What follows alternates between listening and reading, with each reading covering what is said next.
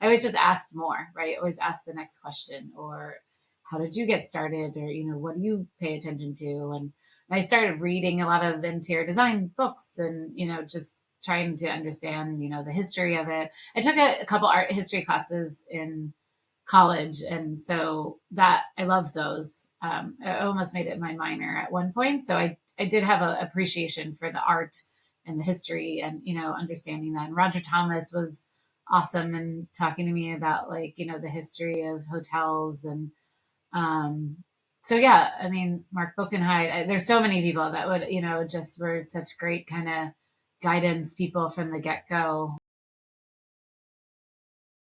So welcome, Stacy. We're super delighted to have you here this week. Before we get into the topic of wellness, we see you at so many events and you always give your title, and I don't really know what that means. So I would love for you to give us a little bit background on your journey, how you got to where you got to, especially with HD and Emerald. Yes, so thank you for having me. It's a pleasure to be here. I have been with the company since March 11th, 2002. So whenever you're listening to this, 23 years, I guess, in March, it will be. And I started off as an associate editor at the magazine. I was one of those annoying kids that always knew what she wanted to be when she grew up. Always wanted to be a journalist. I think I made either a journalist or a novelist. My mom saved it, I think, in like 7th or 8th grade. They're like, draw what your cover would be, and it was like my face on the cover of People, and had released my like latest novel. And so I only ever wanted to go to school for journalism, even though my parents were like, you're not going to make any money. You should try something else. So I brought them to Northwestern. I'm like, look, there's a whole school dedicated to journalism. So went to Northwestern, got my master's and undergrad in journalism, magazine journalism. And then I graduated from getting my master's, and it was 9/11. And literally like 3 weeks later, 9/11 happened. And I was on a train going into the city to interview at Time. I wanted to go, I wanted to be like a Marie Brenner and go work for Vanity Fair or somebody and do investigative reporting. And so I was on the train for an interview, and obviously did not get all the way into the city. We got stopped at Newark, and got evacuated off the train and the platform because they didn't know what was happening. And so that didn't happen. And so I went and I waitressed and I worked 3 jobs. Finally got an internship with Vogue magazine, and I was like the assistant to the assistant to the assistant art director and had to answer phones, and realized that I was not cut out for that in my Nine West shoes at the time. And then worked at Traditional Home Magazine, and I was the liaison between the designers and the manufacturers for the show house tours, specifically the one in New York. Stuffed bags, ran the event, was like the go-between, and loved every minute of it.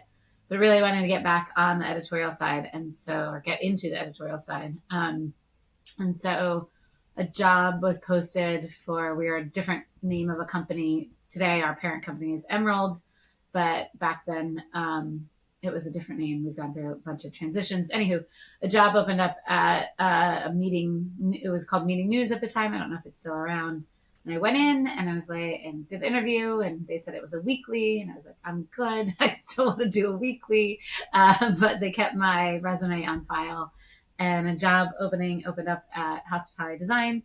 Michael Adams, who was my boss and our editor for years, also went to Northwestern, but the joke is he did the communication school and I did the journalism school. But he brought me in for an interview, and the rest is history. So I came in as an associate editor. At the time, Michael said to me, we know all the veterans in the industry. I want you to go out and find, the newer designers, the new talent. And he gave me a lot of room to grow and think and play. And him and Kelly Beeman back then too, who's our executive editor. And I just was that person that, called people, emailed people, got together, went to different events, was, just out and about trying to find new talent so we could showcase in the magazine and the website. And from that, I learned that, at the time we only had our HD Summit, which is our annual think tank every year, which had just launched, by the way. I missed, I think this is our 26th or 7th year of Summit. So I only missed 1 or 2 years. And I think I started right as Summit was happening. So I didn't go to Summit. At the time we only had that, and it had HD Expo. And what I was hearing from a bunch of designers was that there was no other, networking ability for them. Like, not everyone got to go to Expo every year, and Summit was only for their bosses, and it wasn't for them. And so, or, not for the new firms, out of the gate. And so that's how we came up with City Scene, which is regional networking events that we do. And we go now to 6 or 7 cities a year. And we bring the local community together for cocktails and conversation. And we start off now with a round table beforehand where we, bring in 6 or 7 of the principals of the top firms or brands or, purchasing firms, depending on where we are. And we talk about, what's top of mind, how they're speccing, what projects they're working on and their take on the industry. And then we lead into the cocktail party. But we started City Scene in New York. I'll never forget. We had 3 people throw down a credit card. I think we were one of them. I think our sales team threw down a credit card. It was Matt Dennert, who at the time was at iWorks. I forget the other. I think it was Tiger Leather. I think it was Hall. And we literally threw down a credit card at a bar that was my friends in the meatpacking. And we invited 65, I have to remember the number. I say it all the time. Either 65 or 72 people, I forget the number, and 65 or 72 showed up. Everyone who we invited showed up. And so we're like, oh, well, we're onto something here. There's a need to get together because, for lack of a better word, this industry is very incestuous. People know each other. They've worked together. They've had long nights and trips and, they're besties. And so bringing together was, a little mini reunion. And from there, we went from 1 to 4 to 6 to 8, back down to 7 to 6. So every year, we keep adding and growing. And so, yeah, that was the beginning of doing events. And then we launched a slew of other ones, but, that's a much longer story and all this, but we kept just growing and figuring out different ways to connect people. And, we've since then launched a podcast as well. And, a TV series, TV walkthroughs and, just always trying to social media. We've grown on Instagram and TikTok now, and just always trying to figure out ways to connect people, through different mediums, be it in person, obviously the magazine, which is still to publish 10 times a year. Our website, 12 times if you count. We also now have Boutique Design Magazine under us since 2018. So, now we're one big hospitality brand with HD Expo and BDNY. But it's been a ride. It's been amazing. We, had a show in Miami for a time. We had a show in Hong Kong for a time. We had a magazine that was published only in Asia. So, we've done a lot of different things, but I think what has stayed true to our core is that, we do consider ourselves the number one connector in the industry. And how do we continue to do that? Not only for principals and senior people, but that next generation. We've launched the Wave of the Future Awards through HD, which are, the Rising Stars. And we have Boutique 18 with BD magazine, which are also, a different, criteria, but still Rising Stars. So that's me. I became editor-in-chief in 2014. So I just celebrated 10 years of the magazine. Michael went on and then retired in 2020. He was editorial director and then retired in 2020. But yeah, we have a great team. We've all been together for a while now. Minus Stephanie, who's our newest, who joined last year. But, Caitlin's been with us for a handful of years. Alyssa and Katie have been with me for probably since the twins were born, 10 years. So it's funny, you memorize things when your children were born. But, Paul's been the publisher of the magazine for longer than I've been around. He'll kill me for saying that. But, we're a big family. And Keisha's now been with the brand for 6 years, so it's probably the best thing that happened with, our acquisition of BD. So it's a great fan, we think of the industry as family and we think of each other as family. And I think that's, Jonathan, our creative director, has been as long as I've have 20 something years. So, or he's been with the company. He's been with the brand probably 15 or so. But yeah, so that's my editor in chief role. And then senior vice president of the design group at Emerald. I also help, I have HD and BD. We also have other design group brands within Emerald. So we have healthcare design and environments for aging and kitchen, bath, business. And we're bringing back Contract Magazine. So at different times along my career, I've had influence or helped or, kind of jumped in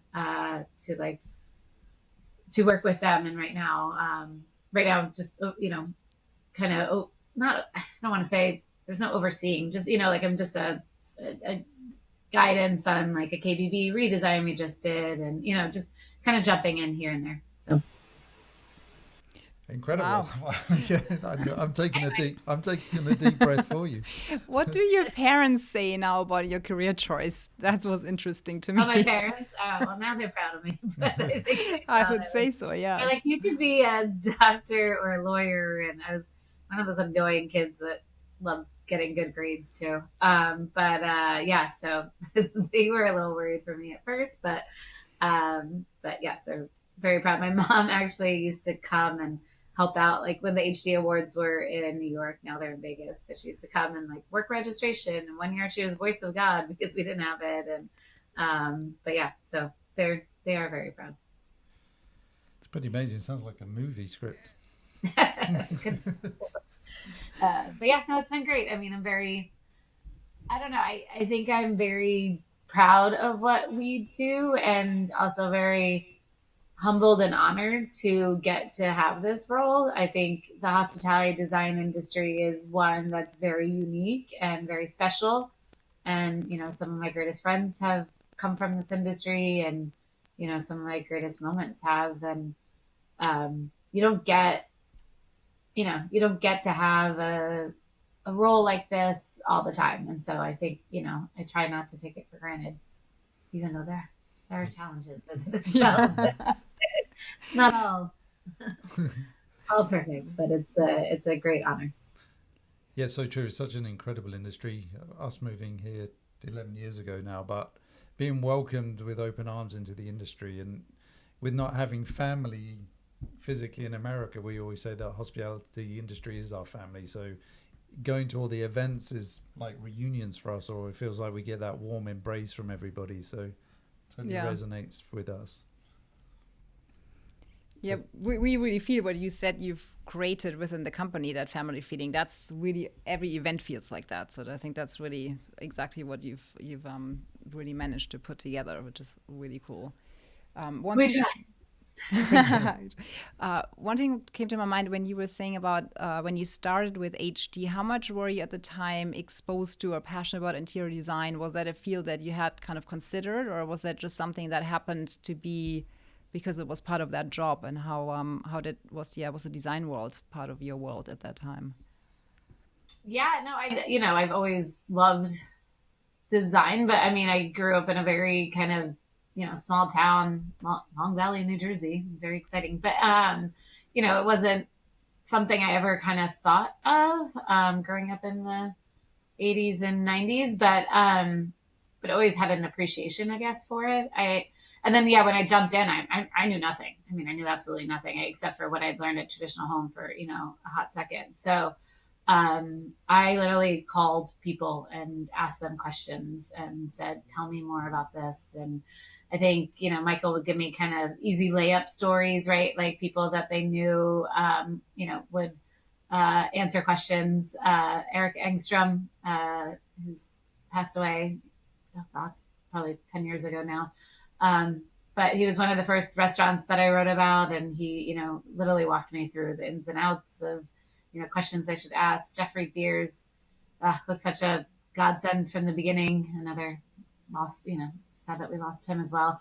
But, people took the time and, went through step by step with me. And I just was one of those people that always asked questions. I'm like, okay, well, you did this, but why?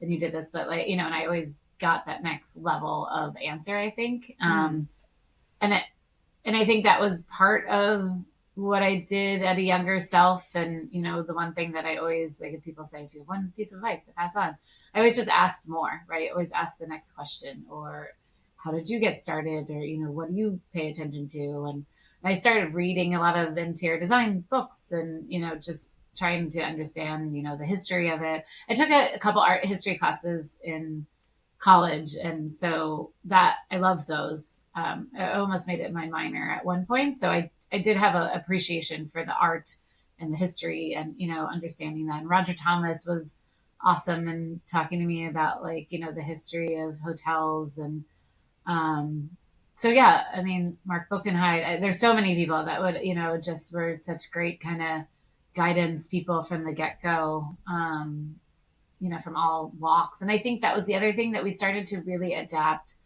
Our team started to understand that, it wasn't, and I think the industry has changed, but there's always owners and brands and designers and architects and, management companies. But, I think ownership and brands have, especially in the last, call it 10, 12 years, really have had much more of a role, right? Or, I guess brands have always and owners have always, but like really making sure they're a part of the conversation. So wait, let me say that again. I think from it, our team started to really understand, much earlier than, not saying this right. Oh, sorry. I need more coffee. Okay. So I think our teams realized, and what we did expect, what we tried to do more and more of, and which is why we have Owners Roundtable at HD Expo. And, we have client and brand conversations at all at, HD Expo and BDNY, but like how important all the different teams are to making a project. So we started to expand our coverage, not just from the designer or architect point of view, but from the owner side and the brand side. And I think that's, and I think they now have a bigger and more important role than ever in design decisions, what's happening. So, I think involving the entire team has also been what's made us more of a connector than just that. So that's been really exciting for me to, over the years, is to get to know, all the facets of the industry, you know what I mean? And like all the players and all the personalities and all the creatives, and just be inspired by what you guys do every day. When we think about wellness now, there's so many labels or things that were traditionally not labeled wellness, but now they are. But you talked a lot of things there: family, connection, community. Sounds like you get a lot of that probably subconsciously gives you a lot of some of the wellness benefits that we now go and seek, or people are feeling disconnected. So what does it do for you, this industry, from a wellness standpoint? Well, I think it's hard because there's not much work-life balance, but it all kind of blends in. But I think in a good way, to your point, you know what I mean? Like it's nice. Like, I have friends that are, in finance or other industries, and they're like, you have smiles on your face, that I see on Instagram at your events. And, like, you get excited about going to your shows. And, it's a ton of work. Don't get me wrong. Like, running around, like, with my head cut off at most of the events, but it's also, to your point, when you were saying, like, it's like a big kind of reunion. It's like, it's a reunion, and you get to see people and connect with people and catch up, because I feel like everyone's running at 100 miles per hour, and to take the time to stop and see each other and pause and have a meal or have a drink and, be together, is really special. And it's special when you really enjoy the people that you bring together, and you look forward to seeing those people and meeting new ones, and, getting to know the next generation as well, which to me is also, the best part of my job. Is I get mad when I don't know, certain designers, when, people mention that to me, like, how do I not know them? I should know them. But like, finding that next talent and, helping them, get exposure, that to me is the best part of my job. And the notes, the love notes and the thank yous and the, one-off emails after events, and just saying, thank you. You don't know how much you've done for me, or, you don't know how much this has opened up, my world, or, that's the, that's the thing that keeps me, going, besides the beautiful work that everyone does and getting to see the latest and greatest and getting excited when a new brand opens. I think I've just become like a hospitality nerd. I'm like, ooh, what's next? Um, so yeah, I think, I mean, to your point, like wellness means so many different things, but mental health and, it's such a big thing these days, and well, has always been, but there's much more of an emphasis on that. And I think that this job brings me so much joy, that it does continue to feed and, makes me get up every day and to do the job. Yeah, you're right. So many people don't have that opportunity or dread going to work every day. So yeah, it is. We keep reiterating it's such a magical industry, and you certainly make it brighter. So thank you. Yes, thank you, Stacy. Now, wellness as a whole, as a brand, you will have seen it develop because of your 20 plus years kind of covering it. I know, was it 4 years ago you started the dedicated issue around wellness in September, was it? I knew you were going to ask me that, and I probably should have asked Katie or Alyssa when we started it. But yes, let's say 4 or 5 years ago. Yeah, 4 years ago. Yeah, 2020 sounds right. Yeah. Yes, we always would have like wellness sections or like a trend piece on wellness, but the amount of things that were in projects and people that were really devoting themselves to it. I think it started right before COVID and then took off, obviously, as everyone knows, during and after. So we decided, we should focus an entire issue, and we have so much content that we can't even get it all in that issue, right? So, but yeah, so it's now our September. It was our September issue the last few years. We're moving it to our July issue, just because the wellness month is in. I think wellness month is June, and so we can cover all the stuff that's been happening. But yeah, sorry, I don't know if I answered your question. Yeah, it must just show like you said, there's a dramatic shift that now you can dedicate a whole issue to that subject. What have you seen? Going from spas that were just amenities in hotels to now, more focused on dedicated entire resorts that are wellness orientated. Yeah, I think there's been. I mean, you're completely right. It used to be just like a spa here, or or the gym in the basement, right? That everyone knows about, that nobody wanted to go to. But yeah, there's full brands dedicated to wellness. I mean, Kerzner just launched Zero in the Middle East, and I know they have another one opening up. Six Senses has gone, gangbusters in terms of their, in terms of growth. And what I love is that they really meld wellness and sustainability since they started off as like a sustainable ethos. There's, the other thing that Equinox Hotels, which is coming back online, bred from a fitness brand into a hotel brand. There's now wellness clubs. You look at Core, which, is not only a social club, but it's dedicated wellness, and Remedy Place. And I also think the other cool thing that we've been watching is like this new kind of boutique healthcare, right? Mm-hmm. Like not just, the dermatology spas, but also, just across the board, just even, what do you call it? Like IMCCs or like emergency care facilities that look good because that, it's proven that if a patient walks into a space that looks and feels better, then they immediately, feel a little bit better, right? So it's been cool to kind of watch how much it's starting to transition, to change and evolve, and new concepts are coming up, and also too just how much the bigger brands are starting to really focus on it as well. And what does that mean for each brand? When Marriott has 30 plus, and Hilton keeps adding to its portfolios. I don't even know how many they have right now, but that it is a focus across. And not just design, but also F&B and different facets of a guest journey. Yeah, it's interesting. We had Jessica Shea on our podcast a while ago from Hilton, who looks after their wellness, and we wanted to kind of poke the big brand, like, what are you really doing? Is it just ticking boxes? And she was so passionate and articulate the way she described wellness from Hilton's point of view. It was really welcoming and refreshing. So it's nice to see the big brands taking it seriously and not just jumping on the sort of bandwagon.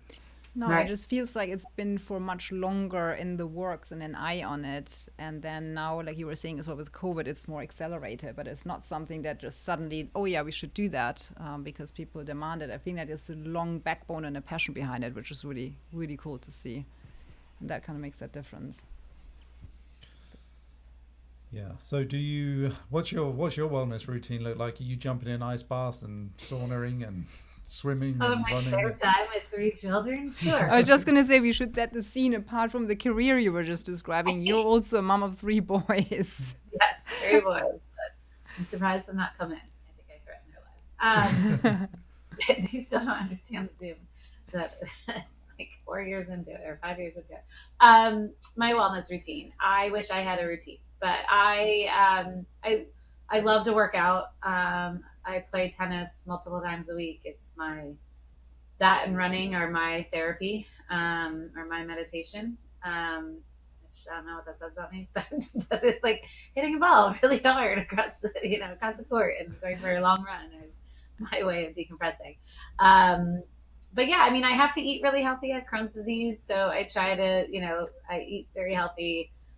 Yeah, sometimes if I haven't worked out in a few days, my husband will be like, please go work out, go do something. I love Pilates, any type of workout, HIIT classes. I try to kind of mix it up, spin classes. But yeah, that's, just try to do as much as I can. I have a Whoop. It tracks me, so it tells me when I'm not, when I need to do more class, which I have a love-hate relationship with. But yeah, I mean, I also have my boys. We play basketball outside when it's nice and not freezing out. They're very active humans, so we try to do a lot with them as well.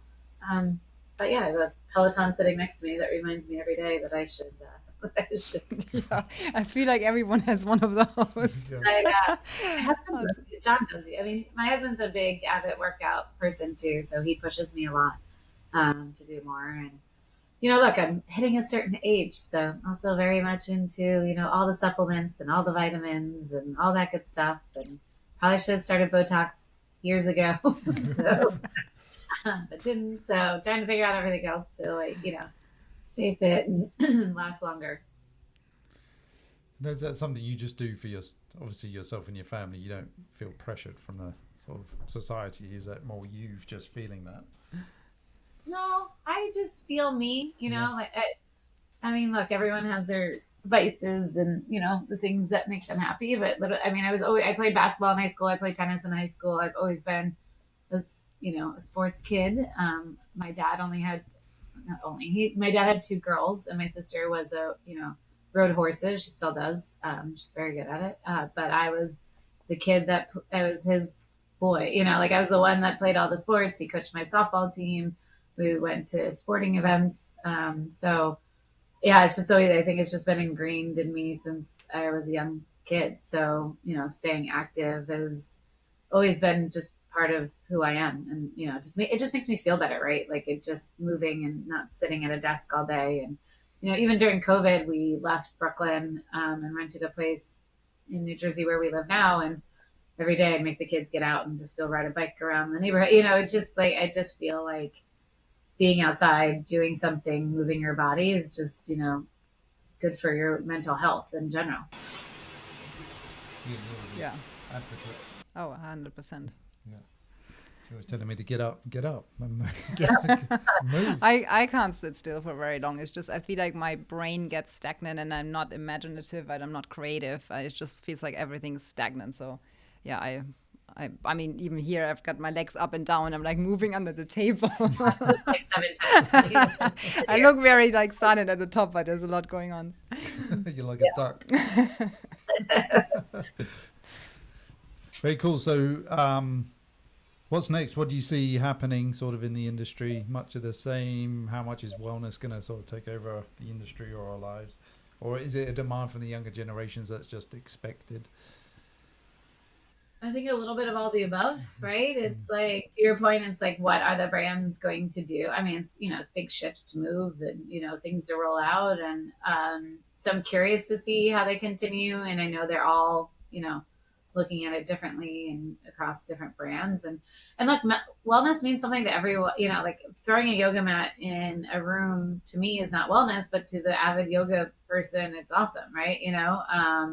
So I mean, I guess I do Pilates, so it helps me too. But but it, I think I think what wellness will be or should be is just thoughtful, right? And what does that mean? And how does that not just happen in a room, but when people enter a hotel, and how do they feel, and the menu that you offer, and um, the cocktails that you offer, and just the entire kind of experience. Like, I mean, I think there's something about a hotel or a restaurant that you go to already for an escape, right? That you go to for not your same routine, even on business, right? Like you pick a hotel based on hopefully, well, first budget, and then two, like what fits your personality or what you're looking for. So I I think it's looking at it experientially, and I think that's I always point to like a Six Senses, who think, I mean, they're really wellness. I mean, they're 100% wellness, but like what can other people learn from even their guest arrival and their check-in and their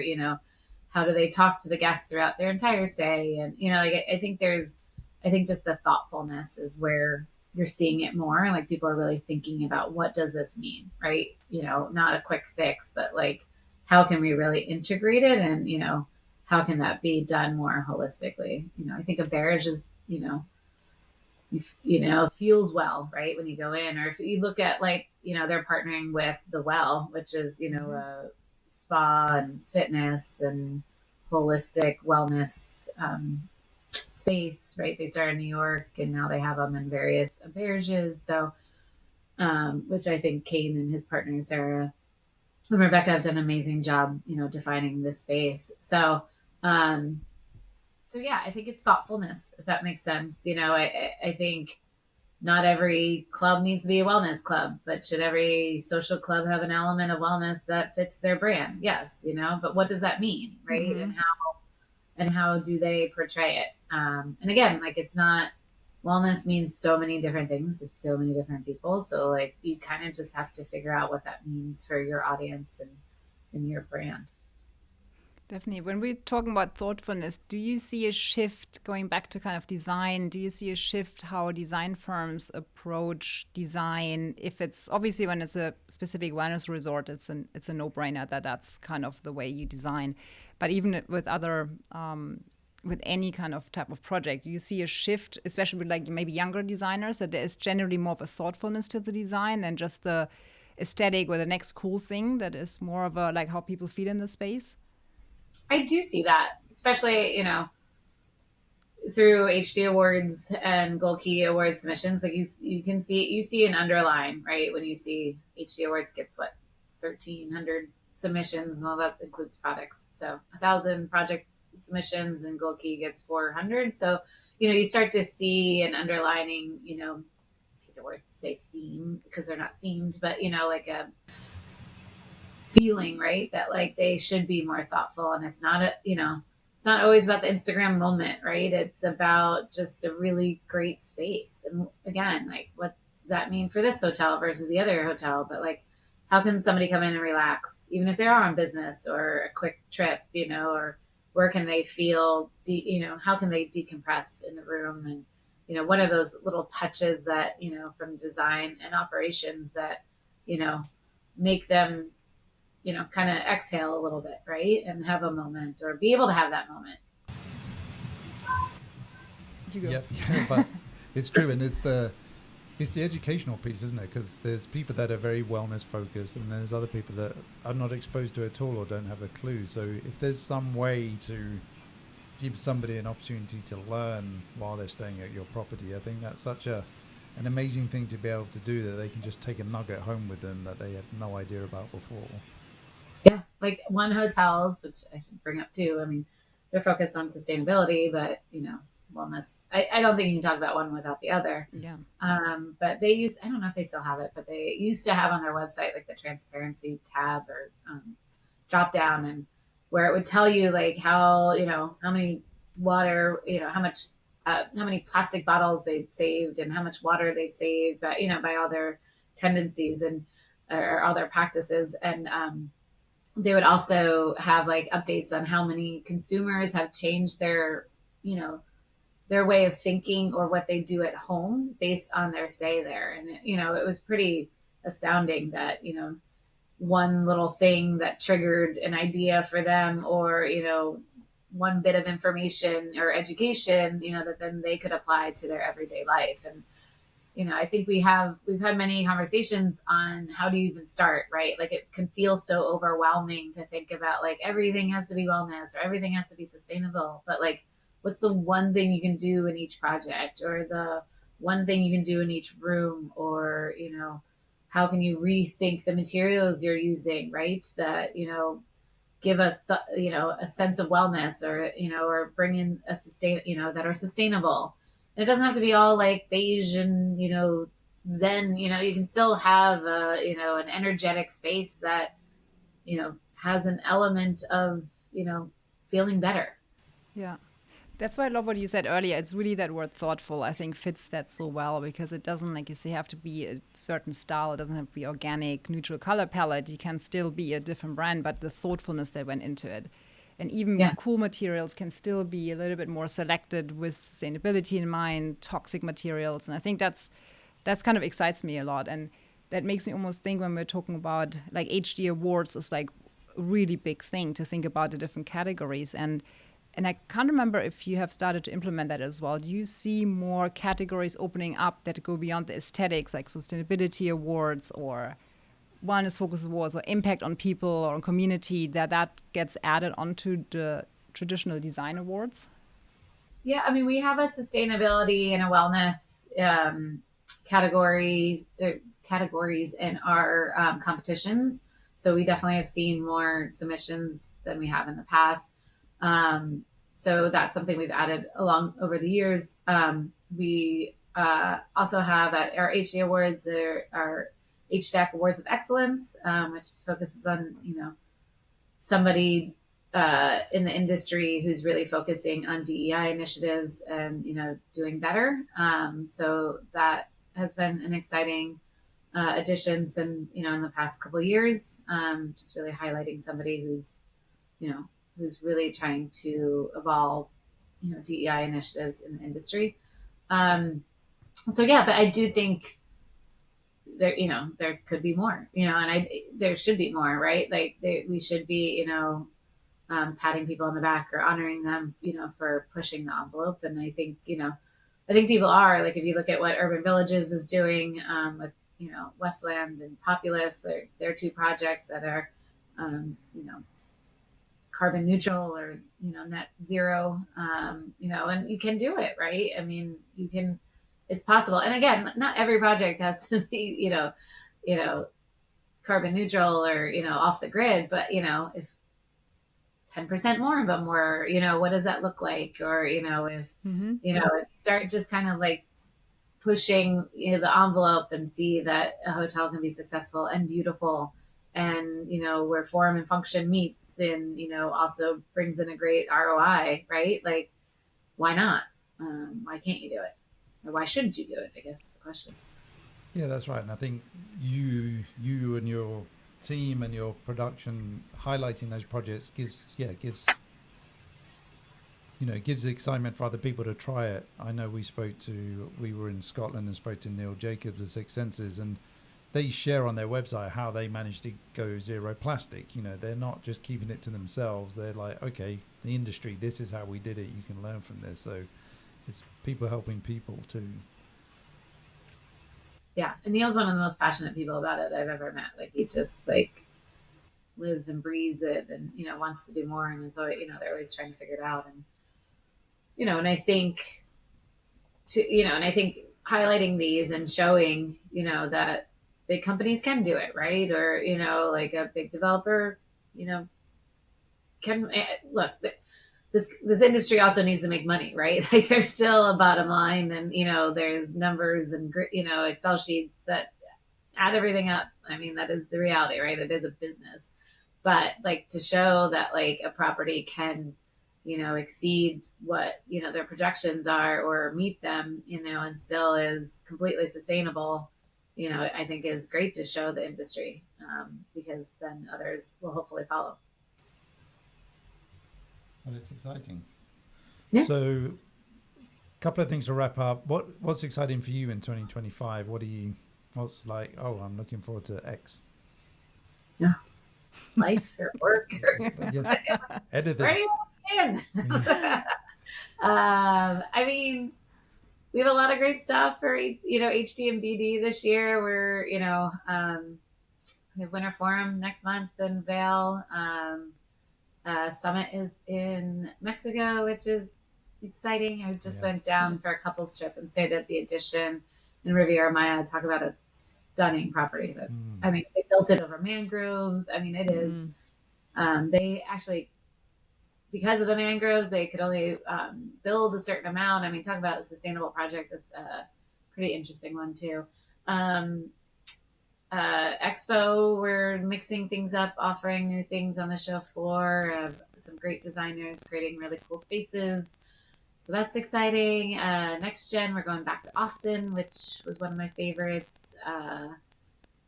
We have, just so many different, BDMI, Platinum Circle. It's like this wave of, wave of excitement, but it's good. And for the magazine, we're, excuse me. For the magazine, we're just always trying to find new stuff. And again, I think that's the thing that keeps me most excited. It's like, who can we feature and what are the projects that open and have good photos that we can put in the magazine? But yeah, I don't know. I mean, that sounds like a lot of things to be excited about, I would say. Yeah. The awards, it's going back to Vegas. So, it's, when you have 16 events a year, there's a lot to look forward to. Plus the magazine and the podcast. And, And then probably the last thing I want to ask is, you mentioned you love to help, especially the next generation of designers. What could be one piece of advice you could give to them as they sort of start to navigate their career or want to get into hospitality design? Yeah, I think a couple of things. One, get yourself out there, go to the events. Don't be afraid to introduce yourself to people, make connections. Again, like we talked about it, this industry is all about connections. So if you've never entered the hospitality space, like we are, like a warm hug, we will, I think that's the greatest thing is the camaraderie, right? Even between design firms who are technically competitors, like everyone kind of helps each other. So I think that would be the first thing is get to the events, meet the people. As I said earlier, ask the questions, right? If you don't know anything about hospitality, start asking about it. And I think the other thing is market yourself, right? It's a crowded it's a crowded market. There's a lot of design firms there's a lot of people out there. But so if you don't market yourself and, really get your name out there and do it in a not pushy way, you know what I mean? Do it in a way that's kind of hey, I'm here. This is the stuff that I'm working on. And how you can be a resource, right? Instead of, just asking for the job, but here's how I think I could help you. I think people forget that if you don't talk about yourself, no one else is going to talk about you, So, but yeah, I mean, I would just put yourself out there. And I think people, I think brands and owners are always looking for that new talent, right? That, send us your projects we don't, if it's a good project and, it's beautiful, we'll take a look at it. Right. Get really good photography, pay the money to do the photography. That is your brand. Right. And I don't understand people that don't have websites. That drives me nuts. Showcase your work, tell your story, right? I think that's the other thing, all the projects have a story. Every firm has a story, right? So tell that story, because I think that's, another element of hospitality is that storytelling. It's that, it's building that, not the brand, but, building that story, right? For every project. And so, make sure to share yours as well. I think that's beautifully said. Yeah, love it. Well, thanks. Thank you so much, Stacy. We're Truly honored to have you as a guest. So, and take time out of your I'm busy not usually schedule. the guest, so this is always hard for me. I'm Yeah. like, oh, what did I say? Did I say anything important? So, but thank you guys for your support and Yeah. of me and the brand, and really appreciate it. Absolutely. Thank you so much. We'll see you That's soon. good. Yeah, see you soon.